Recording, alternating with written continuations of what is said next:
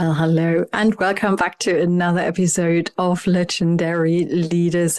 I'm really delighted that you are tuning in again as we have another beautiful guest set up for you.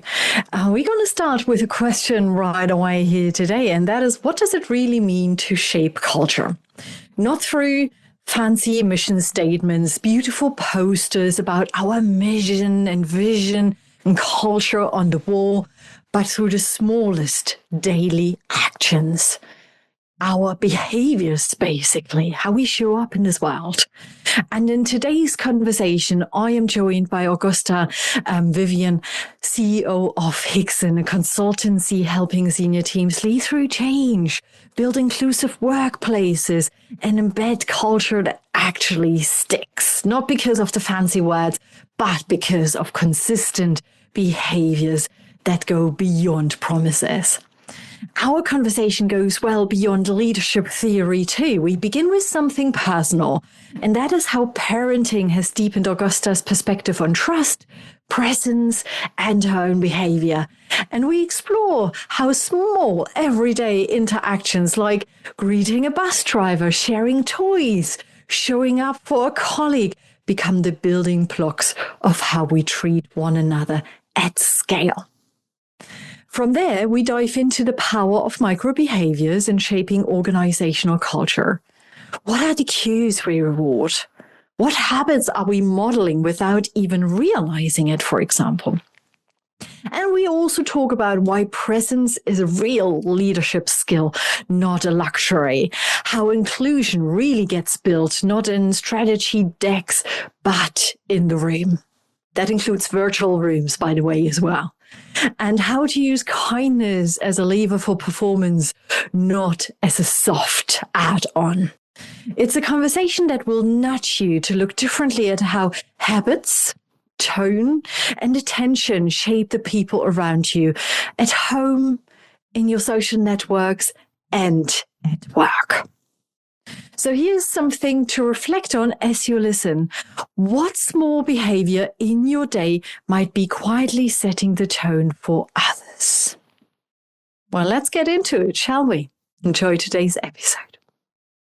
Hello, and a really huge and warm welcome to you. Hello, delighted to be here. Thanks for having me.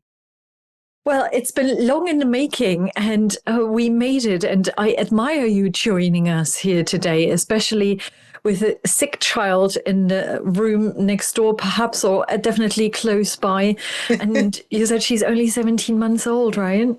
Yes, but she's a delight. So I'm very, very lucky. Well, I'm really happy to hear that, which probably helps when you are leading a business and you have big ambitions in this world that we're going to talk about, that you have a child that is a delight indeed. She is. A good motivation as well to make the world a better place for her. Oh, yeah. I keep thinking about that as a mom on a regular basis, not just how to make the world a better place for him, in my case, but also how to turn him into a resilient dude. Because there's a lot of going on. And I think you really need a strong mind, a lot of kindness inside of you. We are trying to expose him to a lot of diversity in all its shapes and forms. So I'm really curious, given that we talk about parenthood and raising children, what do you pay most attention to when raising your daughter? I think you just mentioned it there, actually, the kindness element, and just really building that kind and respectful relationship with her and with us, and being really, really present with our time. And so, of course, how do you actually do that? But really tuning in, listening to her, thinking about what she might want to do. And life is so busy, you're running a business and you're doing all this stuff. But actually, when I'm with her, being really, really mindful to be just in that moment and treating her with that kindness and that respect, and feel like she has paid that back so much in terms of her kindness and respect. She feels like she really trusts us and understands what's happening in the world and is kind to everyone around her. And whether that's the interaction on the bus, whether that's someone in the street, whether that's someone who comes and says hello to her, whether that's a friend that comes into her space and uses her toys. I know these are all small interactions, but from everything I've read, those interactions are the blueprint for her future relationships and interactions in life. And so if we're teaching her, yes, you're kind to the bus driver as you get on, and the person that is sat next to you on the bus, and all these little tiny moments that you interact with people throughout a day, if you do all of that with kindness and respect, then hopefully that builds her building blocks of relationships for future, to do that with her friendships, with her relationships throughout life. And I love that you mentioned these small moments, because you're very familiar with habit theory, right? And it's about the micro behaviors that we practice consistently so they become a part of our DNA. Exactly. And are then becoming sociable as well for other people to see and hopefully copy in their own individual way. And the second thought that came to mind is, are they even small anymore? And I give you a bit of context. People who have listened to the show and who know me know when I moved to the UK and when I relocated, what I really just loved and adored, and to some extent still adore, are those polite moments, the cues at the bus stop, a bus driver who welcomes you with, hey, love, and you're like, hello, how is your day going? You know, you have this moment, this micro moment of a chat. People offering their seats to elderly individuals, and so on. And over the last year, I noticed that isn't that common anymore. And I'm only speaking about London now, which is kind of the place where I spend most of the time. And I don't see it as often anymore as I used to.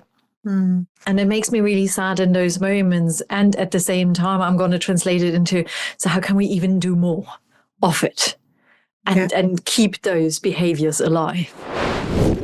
Someone stopped me in the street the other day and said, I can just tell you're a great mum.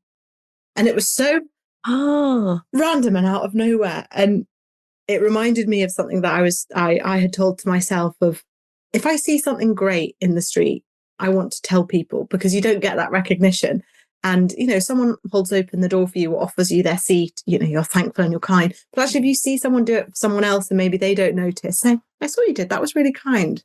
It can really mean a lot to that person, make their day, but also hopefully reinforces those really wonderful human behaviours.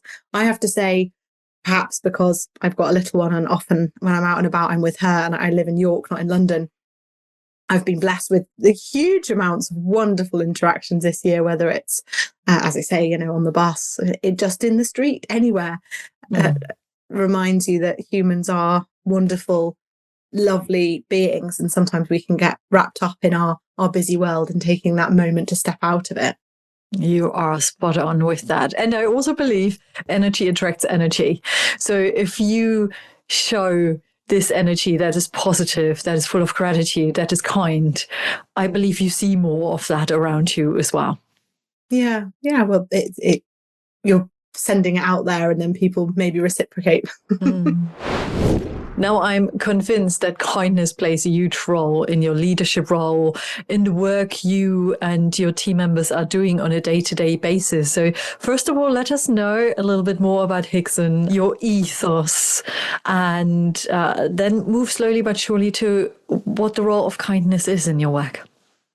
So Higson, we're a people development consultancy. We help companies improve their people to be the best selves. Inevitably, what we'd love to achieve is making the world a better place. So things like leadership programs, helping new managers step into a new role, inclusion, neurodiversity, climate awareness, also things around presentation skills, presenting with confidence, mindset, resilience, and all of those core skills that are about human behavior and changing behavior. That's what we love to focus on and help clients build tailored programs for them. This year, we've seen quite a lot of leading through change. It's been a tough year. It's been a lot of change. Been supporting quite a lot of our clients with, how do we lead through this change? How do we do it in a kind way? How do we do it in a transparent way? How do we do it in an open way? And building programs for our clients around that sort of area. Well, I mean, that is an area that I find intriguing, in particular. Leading through change sounds like there's a start and there's an ending. And often it's not the case, right? We are surrounded by simultaneous changes, transformations, as some organizations like to call it, in our personal and our professional lives. And I have to say, I always feel a bit challenged by, let's get through change when I hear that. So how do you actually help and support clients become perhaps more comfortable with change? That's it. It's creating a change culture, because you don't just get through change. And so it's explaining the psychology of change and what we go through when we go through change, of course, but that it's cyclical, that we keep going through change. And every time we go through change, we get more resilient. We practice. And if you as a leader can practice those skills of leading through change, you will then, every time there's a new change, next week, next month, next year, a big change, a small change, you will be able to navigate those really well if you've got those skills and those building blocks. Like with everything, it's all about building those right skills. So how do you share the why of why we're changing? Whether it's something tiny that's going to happen this week and you share it in a team meeting, or something massive that's going to change, how do you share the why? How are you transparent? How do you share the change story of where we're going? How do you make sure people understand the change and feel heard about maybe what they feel about the change? How are you working with the mindset and also well-being of the team if there is a lot, particularly difficult time of change? And it's building up those skills as a leader and also building those skills in your team, so that then when change comes next week and then again the next week, they're resilient, they're prepared, they're ready, they trust you as the leader because you are communicating and honest and open. And then they have those skills ready to navigate whatever change is thrown at them. So it becomes a change culture, not, as you say, a start and an end, because that's not how the world works. It doesn't. And what you just brought to mind is Dr. Brené Brown's quote on clear is kind. So the transparency you've just spoken about, and bringing in clarity, even if the messages are hard to hear, is still kind, instead of keeping people in the dark, right? So from your experience, what's the importance of kindness in change, in business? Personally, I think it's really important. I mean, it's one of my values in life. So I think it's very important in everything. And as a leader, I think sometimes we can forget that everyone's just human around us. And as a leader, everyone in your team is a human being. And what they really care about, if we're honest, what they really care about is their relationships with you. And if they respect you and have a great relationship with you and they trust you, then whatever happens, you can navigate it together. And as a leader, that's your role, is to create that safe environment. You know, we talk a lot about, as we know, psychological safety and trust building and all of that. And that's because as humans, we connect emotionally. You know, 80% of our decision making is emotional. Yeah. And a lot of that, of course, comes down to the word kindness, because what is kindness? Kindness is about respecting each other. It's about listening. It wraps up a lot of the good things. And it's about being honest, being open, taking that people first approach, remembering the people in front of you are humans and they're people that want to build a relationship with you. So things that we do internally around that kind of honesty and transparency are a quarterly internal board day. So everyone gets to be part of that, on the financial numbers, the people, the strategy, the vision, of course, our content that we're looking at, all the different elements. And so they get to be a part of all of that element, see it, understand all the numbers, complete transparency. Brilliant. Then at the start of our year runs January to December. So in January, we have a strategy aways day. And we all come together for a few days, have some lovely evenings, go out for some lovely evening meals and connect and have fun and do some lovely fun things. And then, of course, in the day, we work on our strategy. What are we going to do this year? What do we want to achieve as a team? And they all feed into that strategy. So again, not only is it that transparency and honesty, but it's feeling heard, feeling respected, feeling like they're being listened to and they're part of that journey. And then, you know, when things are tough, a bit exactly like you said, Kathleen, when things are tough, you have to be clear and share those honest messages, even when things are difficult, and explain why we're doing something that might feel difficult or why something's happening. Admitting mistakes, that's a big part of that kind of honest culture. Being vulnerable, which is difficult. We were running a brilliant leadership training yesterday, actually, with an amazing group. And we talked a lot about vulnerability because it's scary. It's quite scary to be vulnerable. And, there were a couple of comments of, well, I don't know if I can do this with my team. I don't know if I can share that. What will they think of me? Maybe they won't see me as the leader anymore, and maybe they'll use it against me. Or, these thoughts that come into our mind when we think about being vulnerable. But actually, if you think about the people you really care about, the people that you've connected most with, the people that you've been vulnerable with, and they've been vulnerable with you. And that can be difficult as a leader sometimes, being vulnerable, because you want to protect your team. But being vulnerable, I think, is a really critical element of building that culture and the kindness and creating that kindness with each other. Because if you're vulnerable, you're creating that culture and enabling them to be kind to you back as well. And then celebrating success. Of course, one element of showing kindness is appreciating what people do. We don't get recognised enough. The best cultures have a ratio, of 6:1, 6 pieces of recognition to 1 constructive, not in that moment, but as a culture. And we don't see that culture as much as we should. Are you recognising your team? Do you know what motivates them? Are you recognising everyone in the same way? Are you sending them all just an email to say thank you? Or are you tuning into what really motivates them and recognising them in a way that really means something to them? So those are some of the things that are really important, I think, for creating that culture of kindness. And then those regular check-ins, those one-to-ones, being critical, making space to find out how they are, having those well-being check-ins, all of that. I think those would, off the top of my head, those would be some of the things that we do to create that culture of kindness. Yeah. And again, that culture of clarity, that culture of inclusion. So a lot of the points that you mentioned early on in our conversations have been met with those examples too. What I really like, and you and I, we spoke about that briefly a few months ago as well, is how you involve the team in those financial information, really understanding them and having transparency, the strategy day. And here was my cynical me coming in, and a voice inside of me that says, does everybody want that? I mean, I love it. I really love it. And it would be fabulous if everybody has kind of an entrepreneurial mindset to really understand not just where's the company going, but also how can I contribute to it? What's my role in it as well, which is also connected to celebrating success. And I do wonder, how do people respond to it? And also, and that's the second part of the question, you've clearly built that as well, that vibe, that engagement. How did you do it? To answer the first thing, I think sometimes new starters can be a bit shocked when we're going through the numbers, and especially if maybe there's a harder month or a more tricky time and we're just showing the numbers and we're talking about them and what we're trying to achieve.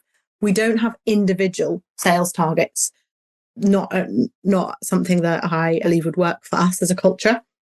We have team goals that we're all working towards. So when we're looking at the numbers, we're looking at it as a team. Yeah. We're not sort of saying someone's numbers are here and someone's there, where we're looking at our team numbers.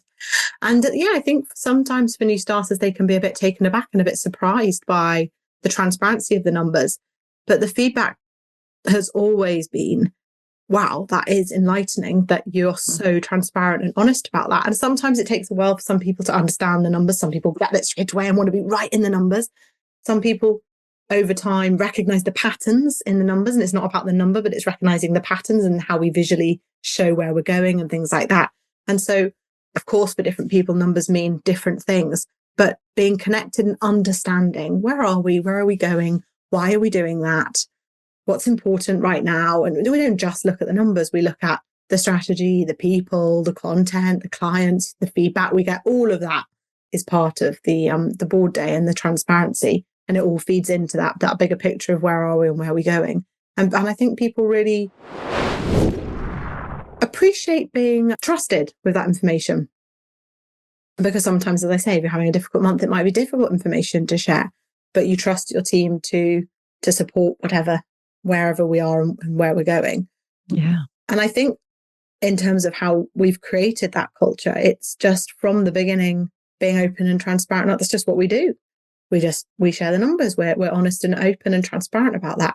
We build those numbers together at the strategy away day at the start of the year. You know what we're aiming for, and then we'll check in quarterly, sometimes monthly as well. We'll have a smaller check-in, but quarterly we'll look in and how we're doing, where are we going towards that. And just having that honesty and openness, and then cascading that down into everyone's individual developmental goals of how they can help achieve that. Different members of the team take on different pillars and take accountability and own that. So branding or marketing or content. So then they want to talk about how that brand and that pillar is doing. And so we've just created that through doing it, really, I suppose. And I assume you also pay attention to hiring the right talent. Now, one of the phrases that I don't appreciate too much is, will this person fit to us? Will this person fit into our culture? Right? It's like a pre-shaped, a shape that is already there. And now let's put somebody in there. Let's, push them through. And it takes for me the sense of individuality. And yet you have built a culture that is special, that is unique. And it is important to build a team where you say, okay, we build an ecosystem together that works and that brings the best out of one another. So how do you get that balance right? I agree with you. I hate culture fit. You're essentially, if you want a culture fit, you're probably going to hire someone that looks and sounds like you. And so, we talk about culture add. So, of course, we want someone to be part of our culture, but we want them to add to the culture, not fit in with the culture. So there's not someone that looks and sounds like us, but it's someone that is going to add and benefit and create and grow our culture and improve our culture. I think recruitment for me personally, recruitment's the hardest bit. It's so challenging. You've got to work out whether someone is right for a role, right behaviours, right values in a short period of time. Luckily, we have hired some absolutely incredible people. And right now we've got an amazingly strong team. So we've done something right, which is great. And that recruitment process, what we're looking for is behaviours and values. So yes, of course, we look at skills and we do some scenarios and some testing and things like that. But actually, you can teach all of that. That's what we're a development company. We teach people to improve their skills. So we know we can do that. But have they got the right values and the right behaviours? Because if they've got the right values and behaviours, then they will want to be part of that culture and they will want to learn the skills and improve and be the best for our clients and go above and beyond for our clients and deliver the best content and be curious to continue to learn and make sure that we're giving honest feedback all the time because we love what we're doing and we want it always to be better and help each other. And if those values and behaviours are there, then everything else will fall into place. So for me, that's critical when we're recruiting, is looking at those behaviours and those values. Yeah. And kindness is one of your core values. And sorry, I'm going to move out of the sun. I love that the sun is out today, but I've constantly got it in my face here. Kindness is one of your core values. What are other values that you literally inhale and live by every single day? Oh, for me personally or for Higson, do you mean? Well, I hope there are similarities. Yeah, of course. Yeah. I think the thing with personal values, sometimes you have, things like kindness and trust and loving and all of those sorts of things that you live by. And then in terms of our values and what we live by, very much about going above and beyond for our clients. So and I know everyone says this, probably everyone believes that they have they go the most above and beyond for their clients, but we really do. We do live by that, and we help each other improve that by being really honest and open with our feedback with each other, with our clients. We really, and again, I know we really genuinely care so much about the clients and the work that we do, that go above and beyond value is so cemented in how everyone believes and thinks and what we all do, that's a really cool one. Continuously improve. So I've sort of mentioned that one already, that we have a very open and honest feedback culture. So we do 360 feedbacks, we do feedback pulse surveys, all of that sort of thing, but also just regularly after a training session, we will always sit down, debrief and do feedback. After a meeting, after a blog, always give each other feedback. And it's done from a really kind, open, honest, transparent place with the purpose to help us, each other, improve, develop and be the best that we can be. So that's something really important we look at in interviews as well. Are people open to and can they listen to and take on feedback? Because that's a huge part of our culture. Brilliant. One of our other values is creating lasting behaviour change. So when we're running our training programs, it's not just about coming in and running a really fantastic, fun, thoughtful session. It's about creating that behaviour change. So in the team, we've got a lot of psychology and neuroscience backgrounds. And what we really want to do is create that lasting behaviour change, both within the team, with the client work that we do, with the social impact work that we do, but really always thinking about, are we creating lasting behaviour change, or is this a bit of a quick win? So that's a real driving value. Fun is another core part of one of our values. We believe that having fun makes for success. So we make sure that we're very silly and we have fun, whether that's as a team, whether that's with our clients. We will give each other feedback of, be a bit more you in that training, but don't worry so much about X. Be more you, have more fun. Because how many hours are we at work? If we're not enjoying it, if we're not having fun, what's the point? Yeah. It's the same with the work we do with our clients. Again, they're just humans. They also want to have fun. And so every training that we build, we're thinking about that element of fun. And also we have a full calendar of team fun and well-being for the year. So that's little events, or that's dinners, that's all sorts of, we have a potluck where people bring in different food to bake, and then we try it. We've got candles, stick making, got all sorts of fun things that we do. So we create those moments of fun, as well as having that value of just culture of fun, because I think sometimes you have to create moments for silliness and fun as well. And then, of course, our final core value is creating social and environmental impact. So everything we do, we're always thinking about people and planet, and are we making a positive impact in the world? So the 20% of profit that we give to charity, we have a Higson Foundation, which is a pro bono program that we run for individuals who wouldn't normally have access to the type of development and training that we do. We have 3 core charity partners that we work with, where we do pro bono training with them. We give them free consulting advice. We run annual fundraiser for them. We do all sorts of support depending on what they need.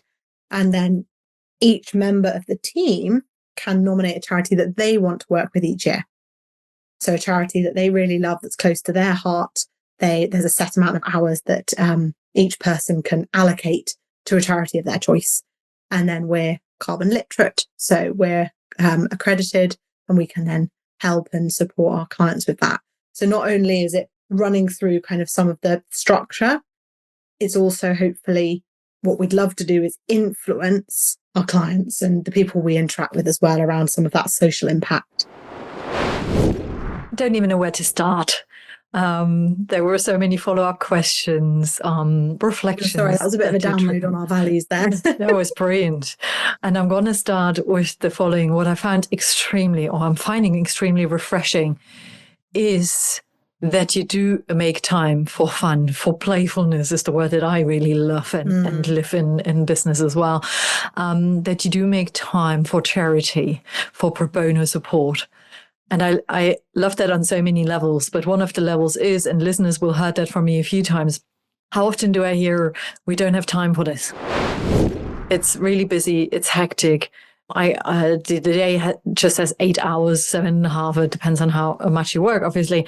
And how should I fit that in as well? And yet here's an example of somebody and of a business that makes it happen. And there's an assumption on my side that says it might not always be easy. And so I'm really curious about how you and the team are making it happen. I think you have to build it in as a non-negotiable, because if you just say, oh, we'll do some let's do some charity work this year, let's work with a charity we care about, or let's do a volunteering day. Does it happen?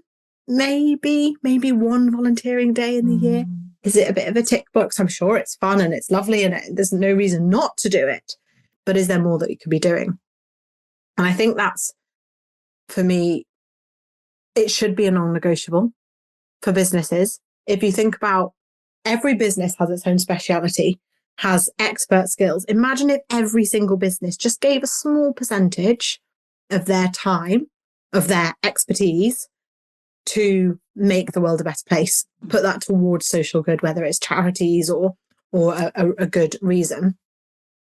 imagine the impact that could have. Just a tiny percentage of time from each business on the expertise that they have.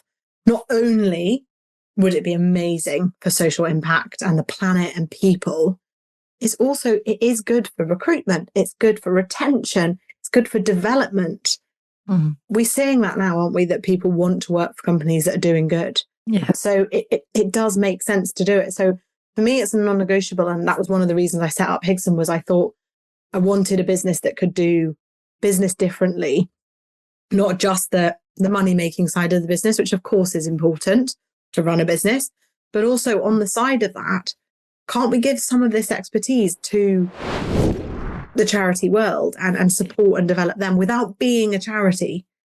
Couldn't we still create some of that positive social impact? So I think it has to be built into the processes. Higson Foundation, we do that every year. It starts in January. Recruitment starts in October. That's live now. If anyone knows anyone who would want to apply to that will be live in January 2026. And that is built in. That is a process, and we rotate. Someone runs it differently. Someone different runs it each year. So you get a chance to run that program. That process is completely defined and set. That will happen. Regardless of anything else that's happening in the world, that will happen. Again, our 3 core charity partners, we have an annual agreement with them of what they want support with that year. We map it out for the whole year at the start of the year, and that will happen regardless of how difficult that year might be for us as a business. And then the charity fundraiser that we organise, that always takes a lot of hours for one of our charities, Free to Be Kids, who are amazing. But again, we book the date in, that's going to happen in May, and we go to other B Corps and ask them to donate food and drink and sponsor the event. And we always get a lot of amazing support to then be able to raise money that goes directly to Free to Be Kids that work with the most disadvantaged children in London. And so it's got to be built in. Otherwise, of course, we're busy, and we're not just going to, I know, in my really busy day, I'm just going to think about doing this thing. It just doesn't happen otherwise. Yeah. Can I share something really selfish? Of course. Man, that must feel so good to do all of these good things. We are rewarded by supporting, by offering kindness, by giving back. It isn't just a tick box exercise. And I appreciate what you said. For some people, it may be, absolutely. It is something that makes you feel different. That makes you feel something for your business in this case. And I think that's a huge motivator. Exactly. And that's why I say it's not just, no one's altruistic, I don't think. There's always reasons why you do certain things, whether it's because it's connected to a personal reason why you care about something. But that doesn't mean people aren't doing good for good reasons. Yeah. And absolutely, it can be incredibly motivating for the team to see the impact that they're making with these charities and know, especially when we do the 20% of profit charity, this is how much we've been able to donate as a business to a charity this year. As an individual, probably couldn't have done that by yourself. But as a team, look what we've achieved. And that's gone to these 3 charities, and this is the impact that can have. And that's really motivating for most people, really. Mm-hmm. You come across so passionate, so authentic, so yes, this is what I live and breathe. Where does it come from? Who or what shaped you in your past? Gosh, that's a big question, isn't it? I don't know. It is. I'm very lucky to have lots of kind people in my life who do amazing things. And I suppose you see that and you think, yeah, I can do that too. When I was at university, I started volunteering with a kids charity. And from that moment, that was it. I was hooked into, this is making a huge difference. And that was only on Saturdays. We worked with disadvantaged children in Oxford, and we took them out for an activity day. And the impact that you could have just in those days was amazing. And also the skills that they teach you is just phenomenal. And so from that moment, it was something I cared deeply about. I then went into education after university because of that. I set up a charity. I then worked for a charity alongside some of the other work that I was doing. And then, as I said, when I wanted to set up Higson, a key driver of that was, but I love the charity element. That's so core. I feel like it makes such a big difference in the world, but I want to do it differently. I don't want to do it through setting up a charity. I want to do it through supporting the charities that already know what they're doing and doing amazing work. And so I guess the spark started when I started volunteering directly in the charity at university, quite late in life, I suppose. I mean, I'm sure could unpick earlier childhood things that happened that influenced it, but that's probably where the real realization moment of I can do something here and I can make a difference, even if it's only a small difference. So why would I not? And I wonder if I stay with Oxford for a moment or move to another value of yours. I listened to a podcast with you, and there you shared that stubbornness is one of your values as well. I self-identify as stubborn too, and I used to be someone who's beating oneself up for it. Oh, you've been too stubborn again. You see it as a strength, if I have understood it correctly. So you help me understand that. Guess I've gone on a journey to understand it as a strength. But I do think it is a strength now. And actually it's something my team respect me for, of being stubborn. You know, maybe we'll talk about an idea or a client that we might work with or something. It's a great opportunity. But you know what? They don't align with our values. And so no, we're not going to work with them.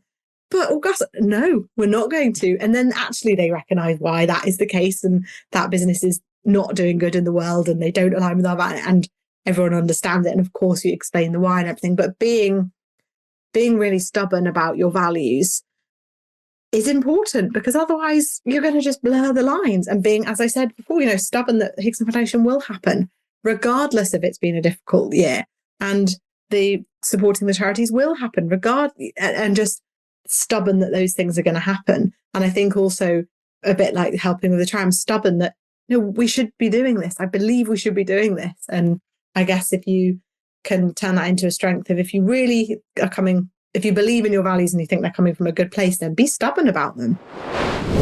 Yeah. So again, there's the connection to the values in this case. Am I remaining true to them? And it's for me also tangled up with perseverance and, you know, really sticking to something that you committed to, even as you said, in tough times. You also just mentioned something that was a question that I was really curious about: who you say yes and who you say no to with regards to clients. And you just mentioned, you know, if we are not aligned in our values, no, we may not be working together.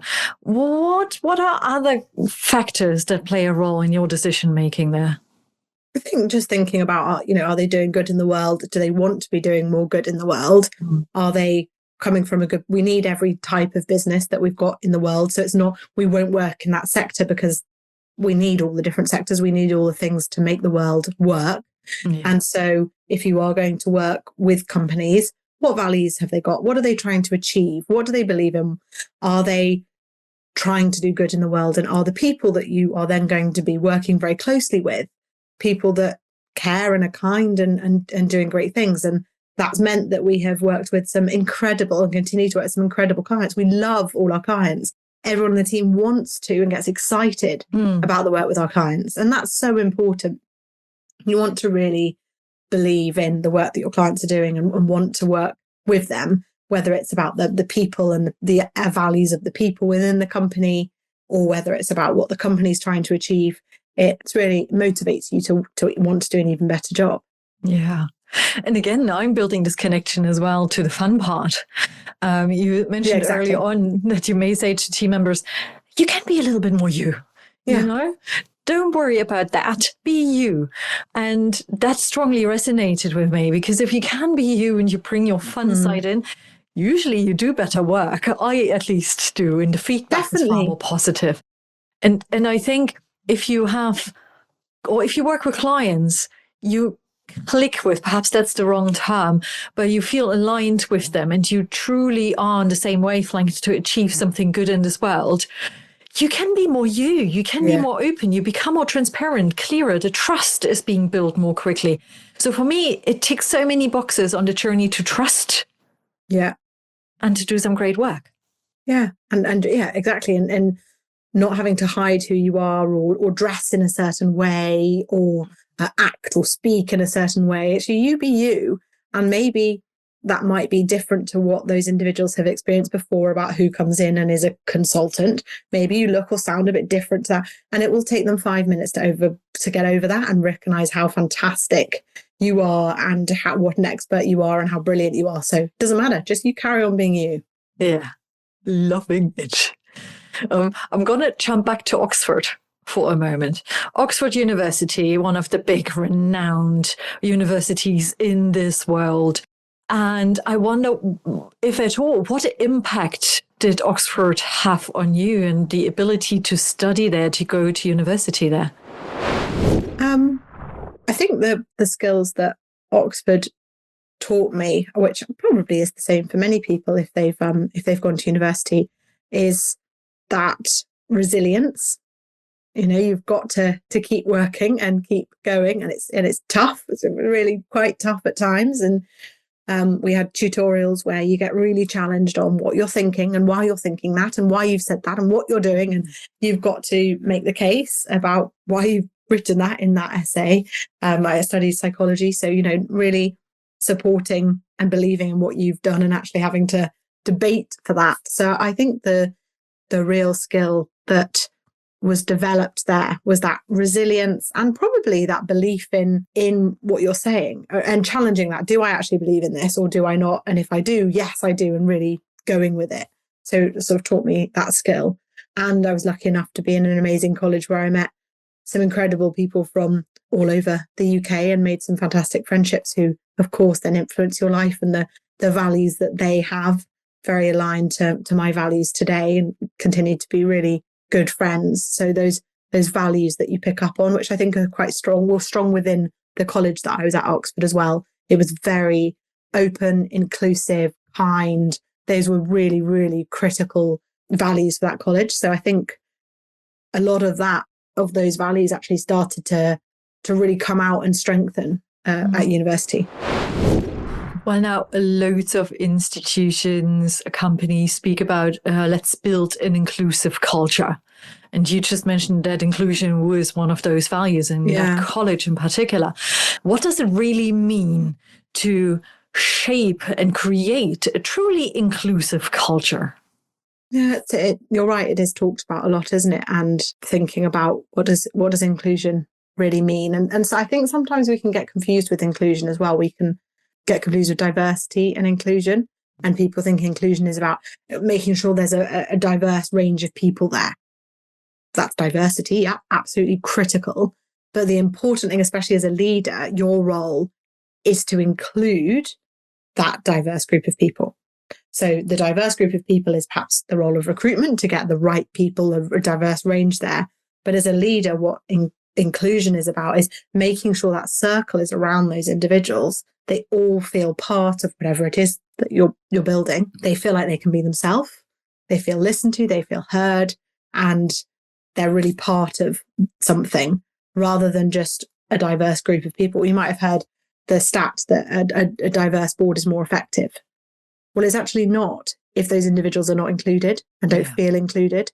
Yeah. And so that's why the inclusion is so important. And so it's not getting confused with diversity and inclusion, which sometimes I think we can think, yeah, I've got a really diverse team. I must be really inclusive culture. But they're two different things. Yeah. So making sure that we are creating that inclusive culture. And as leaders, we have, I think it's something like 70% of the difference in how people feel about how included they are comes from their leader and the culture that they create. So it's an important thing for us to do. There's things to be aware of, I think, to create the inclusive culture and things that we've proactively done. I'm going to just share a little story with you. Would love to visualize the story. So the CEO of a multinational bank falls ill on the train on the way to work. But fortunately, there's a nurse in the same carriage and rushes over to help. Who did you picture as the CEO of the multinational bank? And who did you picture as the nurse? And for listeners, you can think about that. Did you potentially picture a man as the CEO? And did you potentially picture a female as the nurse? And so we all have these unconscious biases. And if we're not aware of them, then they will be influencing every single decision that we make without us knowing. Now, don't beat yourself up. We've all got these unconscious biases. They're there. They're built into society, sadly.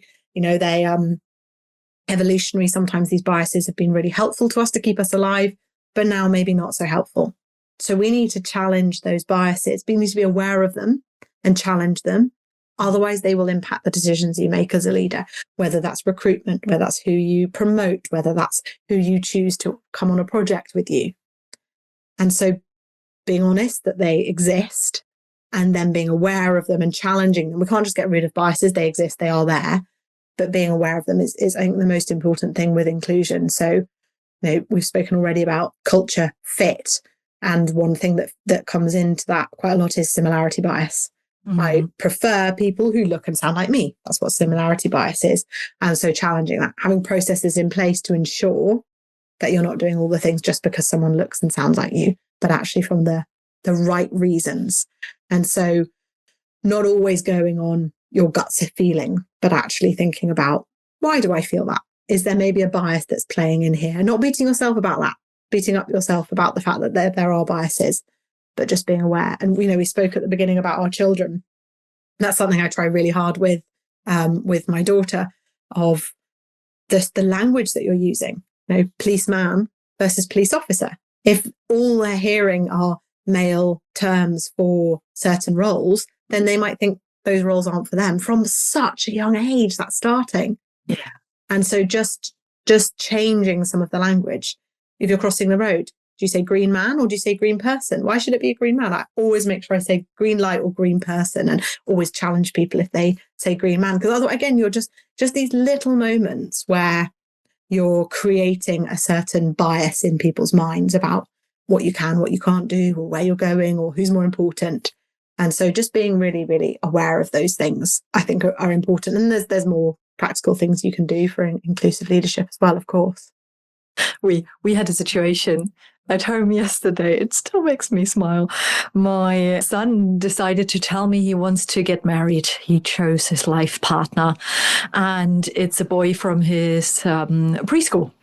And I'm like, oh, so have you proposed yet? And so on. So I started just to engage in the conversation. My mom literally fell off the chair and told him off that it might not be a good idea. He can still choose a woman as well.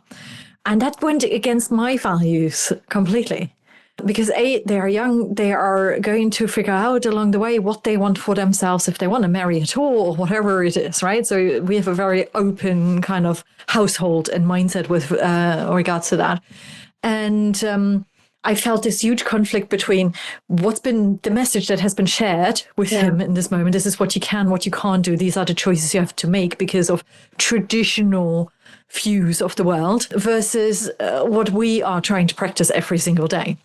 And it's the same around colors. So when he loves pink, right? Happy days. That's totally fine. But I also notice when he comes back from my parents, it's like, oh, pink is not a color for boys. And these are those micro moments again that I'm literally like grabbing. And we just have a curious chat. I'm like, oh, how come? And what do you like about pink? And just use the childlike curiosity that's still in them and deepen it even more and strengthen it. So that's kind of our approach. But I strongly resonate. Amazing how many little moments there are like that, aren't there, that are just directing people in a certain way. Our daughter's going to start football in January and, oh, really? Football? Wow. Why? Is often the response. Well, it's a brilliant way to learn team skills, problem solving, eyeball coordination, confidence in sport. Also, just why not? But all these little moments where you could decide to go down one way or another because of societal pressure or these little things that are being shared. Yeah. And 80% of brain development happens in the first 2 years. And then there's other points where that then restructures and happens again. But a huge amount of that brain development happens in those first 2 years where you're reading books to them. We're so strict on the books that come into our house. So we get given some lovely books as gifts, and they may be a little bit old-fashioned in the messaging, and they go out the door and go off to the charity shop. So because you don't realise, but all of those little moments are going to feed into the type of person that they're going to be. And do you really want them to think a certain way because they read that book over and over again that is directing their thinking in a certain way. So yeah, there's moments as humans, not just when you're children, but as adults, pointing us in certain directions. I just fell off my chair when you said our daughter is going to start football in January, thinking about her age. Yeah. I visualized this little person, running around. She's got so much energy and just loves kicking a ball and dribbling it. And I think at that age, I don't know how much football they really play. I think it's more just playing with balls and getting having some fun, because she will be a teeny tiny person, and her football at the moment is teeny tiny. But it's quite sweet to think, isn't it? Oh, it's the best thing when I watch the videos from football training when they shoot an own goal and they celebrate it like there's no tomorrow. Yeah. It's like, yes, I scored a goal. You're like, yes, it went into your own goal. It doesn't matter. We scored a goal. And we scored a goal. Yeah. And that's what we celebrate. We just look at those videos and we're like giggling away, and we will never delete them because they offer so much joy. It's just brilliant. Yeah, exactly. So creating moments of joy, that's what it should all be about, isn't it? Right, I agree with you, and I really hope that it's going to be an amazing experience for her. Yeah, well, if it's not, then she can stop. That's fine. Yeah. Give her a chance. I'd love to talk about culture a little bit more with you, because you do support other businesses in creating, shaping, changing cultures as well. So to get the best out of the people within that culture. From my experience of working in businesses, working with businesses, there's always such a hugely positive intent. And the ambitions can be high and it can be really big. And then we create beautiful posters and whatever else is there that reminds us of the cultural ambitions. And then you don't hear anything anymore. And you wonder, where did it get stuck? What is going on? Now, in order to create, shape, change a culture for the better, what are some of the steps that we really need to get right in order to create, and you used that word earlier on, sustainable change? Yeah, well, we do. Yeah, we help. I love what you're saying there about, the posters and things, because we do help quite a lot of our clients define their vision, their mission, their values. But it can't stop there. The important layer below values is behaviours. So when you're building your mission, your vision, your values, those are critical because they feed into everything. But then you need to build the behaviours, and what does that actually look like? And then you build those into everything. So they're how you recruit. They're how you appraise, they're how you give feedback, they are written into all of your processes and your systems. And so you're constantly assessing yourself against those behaviours as an individual, and you're seeing them and knowing them, and they're really practical. So I think the thing about values, as we know, is they're quite intangible. They're these sort of things up here, and really important to have, because they then define the culture. But you have to do the next step of making them part of the culture. You can't stop with vision, mission, values. You've got to build them into the behaviours, and then the behaviours into all of the processes and systems. Otherwise, a bit like everything we've talked about today, you forget about it, you don't make time. It's got to just be there, built in. Otherwise, we do forget about it a little bit. And it's okay if you ask someone, what are the values of your company, and they don't know what they are off the top of their head. But if they can talk around what that means to them and the behaviours that are recognised, and what behaviours get called out, what behaviours get recognised, what behaviours are given good feedback, that's the important thing that you need to make sure people know and can talk about within a company. So that those are critical. Well, from our perspective of how we help companies, those are some of the critical building blocks in making that happen. And then in terms of those behaviours, it's about leadership. And so making sure leadership understand those behaviours and what they mean and how they demonstrate that through their behaviours, whatever that might be through certain meetings or processes or whatever, again. But then we would normally then run a leadership programme to embed those behaviours, because it filters down from leaders, that ripple effect. So if you're going to create new values, you've got to then do the next levels below that to embed it properly. And there I'm 100% with you. We often start with the top leaders, and I understand why and why this is so important. And what I've noticed in particular in large multinationals, where the middle management is so incredibly squished for time, resources, operational work versus strategic work, huge expectations, that's where it often stalls. And what I've kept noticing is that exactly that level needs more attention. And attention with regards to how to lead people around me. And that isn't just my direct team. It is how to offer feedback upwards. When do I not see those behaviors being role modeled and lived, for example, so that they become or feel more confident in themselves and build a stronger position for them. And they truly understand in this messy middle, how do these values now really matter? So when I say leaders, I mean everyone who has someone reporting into them. So you might call it a manager, but a leader would be anyone within that organization. There might be 6 layers of leaders, or there might be 1 layer of leader or 2 layers, depending on the size of the company. It is interesting what you're saying about middle managers, though, because that's been a real theme this year that you've probably seen in so many reports about the pressure that's on middle managers, the expectations, how much put on their shoulders on inclusion, on being aware of what's going on in the world, on leading through change, on feedback, on trust and psychological, or all these things that we're continually asking of them. And often the stats are shocking about the amount that are actually given support and training to do those things. Just expect them to be able to do that. Yeah. And my belief has always been that everything we do is a learned skill, and we need to develop it. You don't just magically become good at X, Y, or Z. You have to learn it and be given the space to practice. And so obviously it's something I care about, otherwise I wouldn't have set up Higson, but really properly supporting new managers, existing managers, middle managers, leaders with the new skills of each year, what there's new challenges, and really giving them that support and development. And most of our clients that we work with recognize that and run annual leadership programs for all their managers for the themes that are relevant for them that year, that they need support and development and space to discuss. And those are the cultures that doing the best are the most high performing, and the numbers are showing it as well. So you can tell the companies that no, they've got it right. Yeah. And I'm going to stress something you mentioned twice, and that is a program is a fantastic starting point, a fantastic in-between check-in point, really, really helpful, valuable. And the work has to continue outside of a program as well. And that's where leaders come into the mix. Yeah. Embedding it. Yeah. Yeah.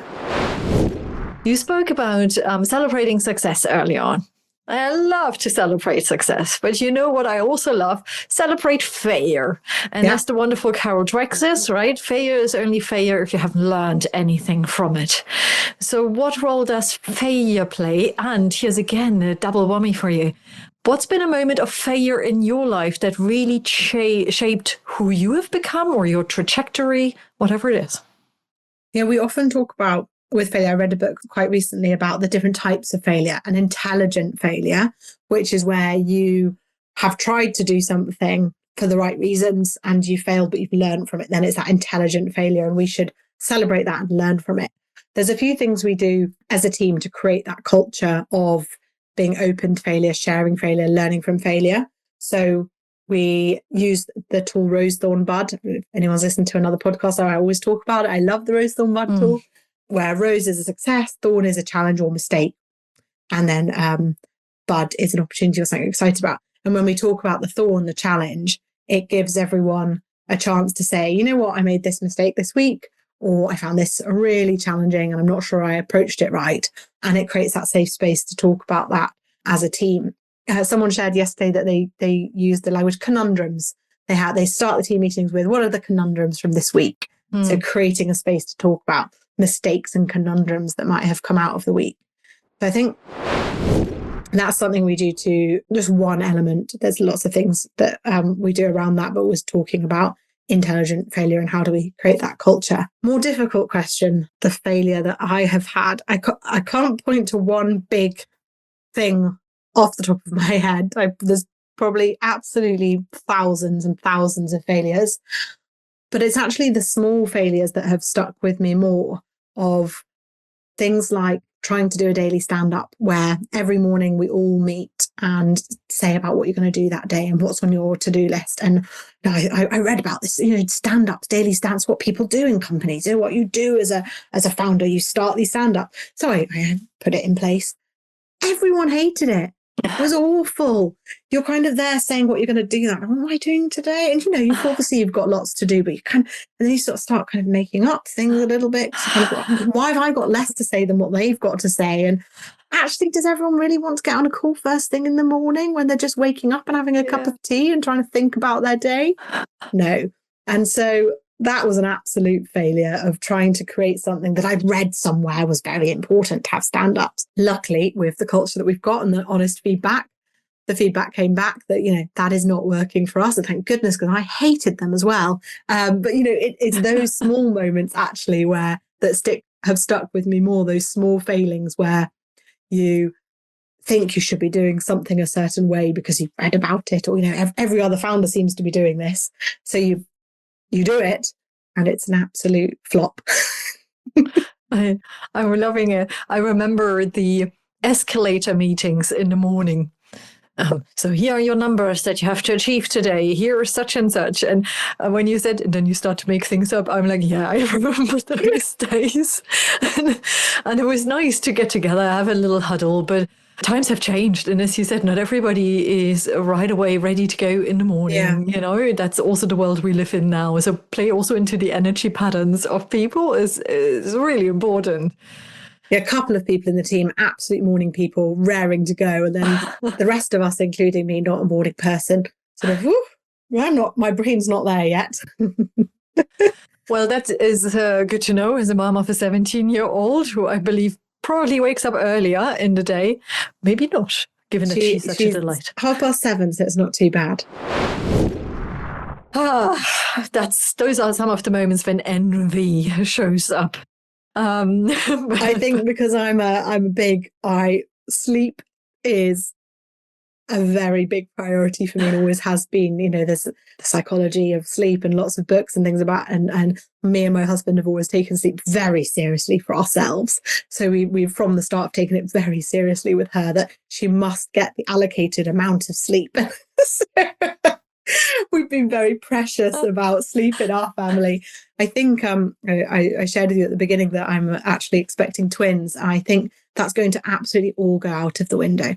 So I'm very prepared that when the twins arrive next year, that there will be no sleep in our house. So don't worry, you can only be envious for a few seconds. I would highly recommend sleep doulas. It's a beautiful thing, I believe, in this world, helping you with the sleep patterns of your children. If you need a bit of rest, you are being given that rest, appreciating it's a luxury, but for self-care, wow, it does the job, it does the trick. But moving that to the side, you mentioned a book you have been reading recently. It sounded a little bit like Amy Edmondson, but which book was it? Which one? About failures, intelligent failure. Oh, yes. The Right Kind of Wrong by Amy Edmondson, yes. Which is very good, actually. That one's about the types of failure, and just looking at the title of the book. That was a very good book. And we've taken quite a lot from that in terms of our culture, but also in terms of how we think about some of our training workshops and creating failure moments a little bit more. So it's definitely an interesting read. We're going to publish that in the resource section as well. But has there been any other piece of literature, podcast, an idea that inspired you lately? Well, actually, what I'm reading a lot of at the moment is parenting books. So probably not the answer you want. Well, that's about leadership. Yes, it is. I find it just, I love reading parenting books because I find how you parent and how you lead are so interlinked and the skills are so similar. So I love making the link to work as well. Actually, I find it fascinating. And the book I'm reading at the moment is about discipline. What's it called? Whole brain discipline. So reframing the word discipline is about teaching, and it's not about shouting or getting cross, but it's about actually discipline as a moment that you can teach in. And I think it applies so much to failures and intelligent failures. We can get cross as a leader or make a big catastrophe of a mistake, or actually we can use it as a teaching moment and come from it from a place of kindness and connection. And this book is about, rather than disciplining from a place of right and wrong and I'm the authority, but actually a place of kindness and connection. So we connect with the child, we support them and reassure them, and then we talk about what happened and how might that have made Kathleen feel when you did X, Y, Z. And we create empathy. We teach empathy and kindness in those moments, rather than just, I don't know, go and sit on the naughty step or shouting at them for doing something. They don't learn anything from that. Yeah. And that I would just find it interesting reflecting on that same principle with leadership. Have you ever learned anything from someone who's really shouted at you or told you off or made you feel awful? Or have you learned most from those people who sat with you and listened and showed empathy and kindness and understood the perspective and helped you think about how you might do it differently next time? And so the book is a lot better. I would really recommend it if you have young children or are interested in it, and helps with the toddler tantrums, which we haven't got to yet. But it's a brilliant book. And I agree with you. There's so much leadership in there, and so much that is applicable to the real world. So many mirrors being upheld as well. Because let's face it, we are not perfect. You will have moments when you get cross and you don't have the emotions under control in this moment. And how to deal with that is also a learning. And I think any of these books, I would even recommend it to anybody without children, is about self-leadership. How do you show up? What triggers you in those moments? Yeah. What helps you keep your cool? How are you looking after yourself? As we know, oxygen mask, right? We've got to put it on first and then give it to somebody else. And all of that applies in our day-to-day in busy business life and outside of busy business life. Well, it helps you, exactly as you say, hold the mirror up, reflect, practice those skills.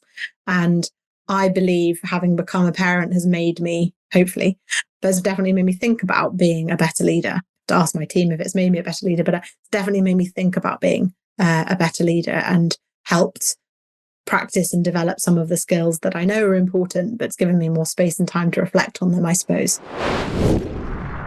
So as a business leader, as somebody who is engaged in supporting people in and outside of work and making this world a better place, a mom of currently 1, soon to be 3, and respect already. How do you manage it all? And I know that's such a cliche question, but we have different roles to carry. And how do you do that? How do you go about it? I guess the cliche answer to the cliche question is being kind to yourself. You can't have it all. I think before I was a parent, I thought that I would just be the same. I just always got my to-do list done. I would always get everything finished and more, and was so productive, and anything anyone needed to get done and they didn't have time, I'd help take it off their plate. You can't do, well, I mean, I've chosen not to do that as a parent now because I've put in very strict boundaries. I want to spend time with my daughter. I think it's, for me personally, I think it's very important that I do spend time with her and I help develop her brain. And so I work 4 days a week. I try and finish early in time to see her. I finish at 4 to have some time with her before bedtime and create and make that space to be really present with her. If I'm working from home, then I also will spend the morning with her before I come up into my office. If I'm in the office, then I don't see her before or after work. That's okay. Those days I don't. But making a real conscious effort to put boundaries in place so that I can be the best parent that I want to be. For me, that's incredibly important. Always has been really important. I specialised in developmental psychology at university. It's always been a big part of it. But of course, I've also got a business to run. So it's how to balance that. And there isn't a balance, but there's boundaries. And I really stick to those boundaries, and the team really respect those boundaries. And that does mean that I do less than before at work. And it does mean that I'm not getting everything on my to-do list done, but that's okay. And it's being okay with that. It's taken a little while to the guilt, but actually I'd like to be a really fantastic mother and also a good leader of Higson, and both are important to me. Yeah. And I see myself leading Higson for the next 40 years. So if for 3 years I'm not my absolute most productive, wonderful, maybe a bit longer than 3 years, but if now I need to be a little bit more present with the little ones before they go to school, then I'm going to do that. And I'm very lucky to be in a position that I can do that. I understand not everyone can, but that's how I've made it work for me. Beautiful. It's all about the boundaries. And thank you for highlighting there is no balance as such in the way of 50-50. Doesn't work like this. No. And what I keep saying is tune in with yourself. Yeah. So for everybody listening, balance looks different to me than probably to you out there. For me, it's a sense of alignment. How do I feel? Do I feel good about the day? Do I feel somewhat joyful, content at least? Or do I feel stressed? I struggle to regulate my emotions from time to time. I react more than I'm being proactive and open. These are huge signals for something is out of alignment, and recognizing that and then putting, again, micro steps in place to adjust it ever so slightly. And that's an ongoing practice that really helps and is important. And talking about that with your team as well. So stress signatures, you've probably heard of, what are your signatures that are showing up to tell people that you're stressed? Yeah. And if you can know everyone in the team's stress signatures, then you can tune in and catch early that they're having a stressful day or week, rather than that going on for months and leading to burnout and unhappiness. So knowing your stress signature, but also knowing your team's stress signature, I think is really important. Yeah, spot on. So you've already shared so many huge tips with us, so much advice, so much insight. However, here's the ask for another one. So if you, let me call it children, will listen to this conversation in around 10 years' time, what would you like them to take away from it? Be yourself and be kind to the world and to the people around you, and find something that really motivates you and that you are passionate about and you care about, because that's what you're going to be good at. And so find that thing that is a driving force in you. And I'm so lucky to have found that. And that makes me want to do my work. That makes me want to make the world a better place, to do better work and be a better leader. And if you can find that drive and that motivation within whatever role it is that you're doing or company that you're within, if you can find that, I believe that will help you do your work so much better and really enjoy it. There couldn't be any better close to this conversation. However, before I let you go, where can people find you and connect with you and your team? I'd love you to connect with me on LinkedIn. So I'm Augusta Vivian on LinkedIn, or you can come to our website, www.consulthigson.com. Look us up, come and see what we do. Just get in touch if you want to hear more. It would be lovely. Thank you so, so much. And I can highly recommend to connect, and perhaps there are opportunities to work together even. Thank you for being with us today, for your kindness, for spreading the love with everybody here. Don't we all need it? It's been a pleasure to have you on the show, Augusta. It's been an absolute pleasure. I've really enjoyed the conversation. Thanks, Kathleen. And thank you all for tuning in today. And I'm so curious to learn, what have you been taking away? How are you going to spread a bit more positivity, kindness, perhaps transparency and clarity with others? Always feel inspired by your contributions as well. So get in touch. Do let us know as well. But for now, I'm going to wish you a wonderful day, a wonderful remaining week, wherever you are in the world, and speak to you again next time. Bye-bye, everybody.